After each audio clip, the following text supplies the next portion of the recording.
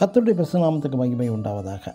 இன்று நாம் தியானத்துக்கு எடுத்துக்கொள்ள இருக்கிறதான வேத வசனம் ரோமர் 8:13 ஆவியினாலே சரீரத்தின் செய்கைகளை அழித்தால் பிழைப்பீர்கள். ஆமேன். அது எப்படி ஆவியினால் சரீரத்தை அழிக்க முடியுமா? அது எந்த ஆவி? அது மனிதனை வழிநடத்த எந்த ஆவி? இப்படி பல கேள்விகள் எழும்பலாம் எல்லோருக்கும். இன்று நாம் இதை குறித்து சற்று தியானிக்க இருக்கிறோம். கலாத்தியர் 5:16 ஆவிக்கேற்றபடி நடந்து கொள்ளுங்கள் என்றும், கலாத்தியர் 5:22-23 ஆவியின் 9 கனி பற்றியும் உள்ளது. இது மனித ஆவி அல்ல, தேவனால் உண்டாகும் ஒரு பரிசுத்தமான ஒரு ஆவி. அப்போஸ்தலர் 8:29 ஆவியானவர் நீ போய் அந்த ரதத்துடனே சேர்ந்து கொள் என்று பிலிப்புடனே சொன்னார். அப்படியே பிலிப்பும் போய் எத்தியோப்பியா மந்திரியின் ரதத்திலே ஏறி மந்திரிக்கு, அதாவது பிலிப்பு இயேசுவை குறித்து 1-on-1 பிரசங்கம் செய்து அதன்படி மந்திரிக்கு ஞானஸ்நானமும் கொடுத்துவிட்டு ஆவியானவர் பிலிப்பை கொண்டு போய் விட்டதாக பரிசுத்த வேதம் நமக்கு சொல்லுகிறது.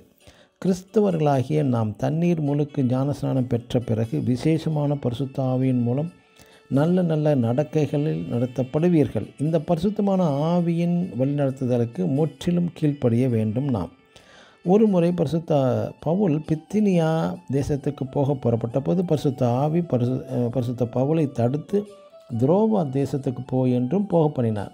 அதனால் எங்கு துரோவாவில் தேவ தரிசனத்தையும் தேவ சத்தத்தையும் கேட்டார்.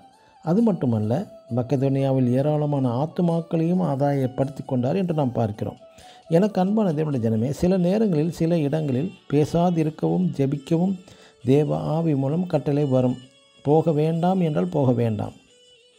இது போன்ற அநேக காரியங்களில் தேவ பிள்ளைகளை பரிசுத்த தேவ ஆவி பல நன்மையான காரியங்கள் செய்து உதவி செய்கிறார்.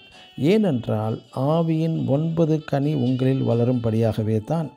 பரிசுத்த ஆவியின் வழிநடத்துதலுக்கு நீங்கள் ஒப்பு கொடுத்தால் நீங்கள் பலவித சோதனைகளிலிருந்து விடுபட்டு நீங்கள் எதிர்கொள்ளும் சோதனை பாடுகள் மிக எளிதாக ஜெயிக்கலாம். இது போன்று பரிசுத்த ஆவிக்கு நீங்களும் ஒப்பு கொடுத்து வழிநடத்தப்பட்டால் உங்கள் சரீரத்தில் காணப்படும் பழைய ஜென்ம பாவ சுபாவங்கள் அழிந்து விடுகிறது.